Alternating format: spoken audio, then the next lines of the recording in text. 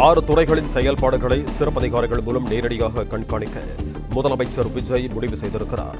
இது தொடர்பான கூடுதல் விவரங்களோடு இணைகிறார் எமது செய்தியாளர் ராஜகுமாரன். வணக்கம் ராஜகுமாரன், உங்களிடம் இருக்கும் தகவல்கள் சொல்லுங்கள். தமிழக முதலமைச்சர் விஜய் பொறுப்பேற்றுக் கொண்ட பிறகு பல்வேறு அதிரடி மாற்றங்களை செய்வதற்காக அரசு துறையை தயார் செய்து வருகின்றார். குறிப்பாக காவல்துறை மூலமாக சட்டம் ஒழுங்கை கட்டுக்குள் வைத்துக் கொள்ள வேண்டும் என்பதிலே எந்த விதமான பாரபட்சத்திற்கும் இடம் கிடையாது என்பதில் முதலமைச்சர் தெளிவாக இருப்பதாக சொல்லப்பட்டிருக்கின்றது. எனவே சட்டம் ஒழுங்கை கட்டுக்கோப்பாக வைத்துக் கொள்ள வேண்டும் என்ற அடிப்படையிலே முதலமைச்சர் பல்வேறு நடவடிக்கைகளை எடுத்துக்கொண்டு வருகின்றார். அந்த அடிப்படையில் தான் 6 துறைகளை குறிப்பிட்டு கொடுத்து இந்த துறைகளை காவல்துறை தலைமையகத்தில் தனியாக காவல் அதிகாரிகளை கொண்டு கண்காணிக்க வேண்டும் என்று முதலமைச்சர் உத்தரவிட்டிருப்பதாக தெரிய வந்திருக்கின்றது. அதில் டாஸ்மாக், போதைப் பொருள்கள், பெண்கள் பாதுகாப்பு, சமூக வலைதளங்கள் தொடர்பான வழக்குகள், அது குறித்த பதிவுகள் மற்றும் பத்திரப்பதிவுத்துறை உள்ளிட்ட 6 துறைகள் இடம்பெற்றிருக்கின்றன.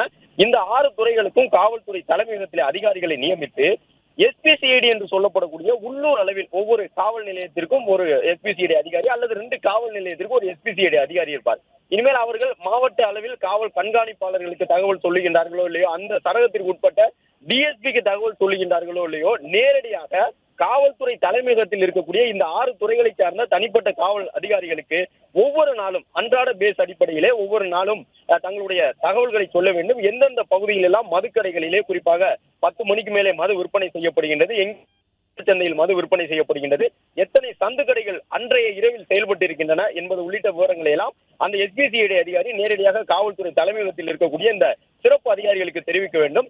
சிறப்பு அதிகாரிகள் அந்த துறைகளை சார்ந்த டிஐஜி, ஐஜி உள்ளிட்டவர்களுக்கு விவரங்களை சொல்லி உடனடியாக நடவடிக்கை எடுக்க வேண்டும். குறிப்பாக ஒரு இரவில் கள்ள சந்தையிலே மது விற்பனை செய்யப்பட்டால் அன்றைக்கு இரவே அந்த கடையை மூடிவிட வேண்டும் என்பதற்கான ஒரு நடவடிக்கையை இந்த சிறப்பு அதிகாரிகள் மேற்கொள்ள வேண்டும் என்ற அறிவுறுத்தல் வழங்கப்பட்டிருக்கின்றது. அது மட்டுமல்லாமல் பெண்கள் மற்றும் குழந்தைகள் பாதுகாப்பு தொடர்பாக ஒவ்வொரு நாளும் பதிவாகக்கூடிய வழக்குகளை கண்காணிப்பதற்கு இந்த 6 துறைகளை சார்ந்த சிறப்பு அதிகாரிகளில் சில அதிகாரிகள் அதற்குரிய பணிகளில் ஈடுபட இருக்கின்றார்கள். பெண்கள் குழந்தைகள் தொடர்பாக எந்த வழக்கு பதிவானாலும் அந்த வழக்கு எந்த திசையில் செல்லுகின்றது, வழக்கினுடைய விசாரணை நிலை என்னவாக இருக்கின்றது என்பதை உடனுக்குடன் கண்டறிந்து தகவல்களை பெற வேண்டும் என்பதற்கான அறிவுறுத்தலையும் முதலமைச்சர் வழங்கியிருக்கின்றார். எனவே இந்த கள்ளச்சந்தை மது விற்பனை உள்ளிட்டவற்றில் ஈடுபடுபவர்களுக்கு உடனடியாக அந்த கடைகளுடைய லைசன்ஸை, உரிமத்தை ரத்து செய்வது என்பது உட்பட கடும் நடவடிக்கைகள் எடுக்கப்படும் என்றும் முதலமைச்சர் அறிவுறுத்தி இருக்கின்றார். அதற்காகத்தான் இந்த சிறப்பு அதிகாரிகள் நியமிக்கப்பட இருப்பதாகவும் சொல்லப்பட்டிருக்கின்றது. அதன் அடிப்படையில் இந்த சட்டம் ஒழுங்கை பாதிக்கக்கூடிய வகையிலான செயல்பாடுகள் எந்தெந்த இடத்தில் இருந்து உருவாகுகின்றன அவற்றையெல்லாம் உளவுத்துறை காவலர்கள் கண்டறிந்து சொல்ல வேண்டும்.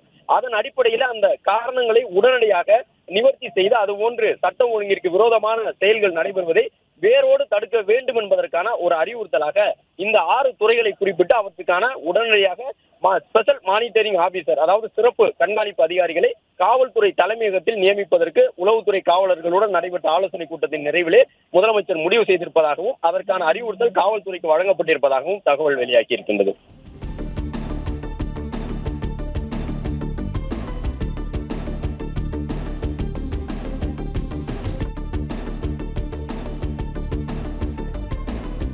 நன்றி ராஜகுமாரன், உங்க தகவல்களுக்கு. பிளே ஸ்டோர் மற்றும் ஆப் ஸ்டோரில் இருந்து பாலிமர் செயலியை QR கோடு மூலம் பதிவிறக்கம் செய்யுங்கள். செய்திகளை உடனுக்குடன் பெறுங்கள்.